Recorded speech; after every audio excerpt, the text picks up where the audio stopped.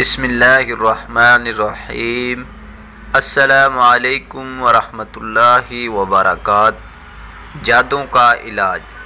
جس شخص پر جادو کیا گیا ہو اس کے علاج کے لیے یہ وظیفہ بہت مجرب ہے۔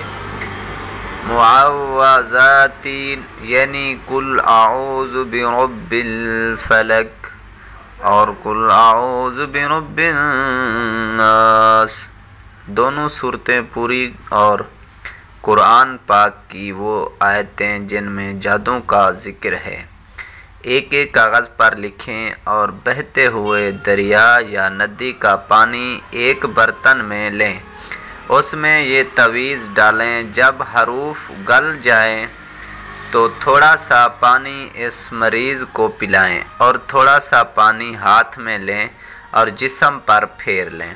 یہ وظیفہ ہفتے کے ہفتے کرنا چاہیے۔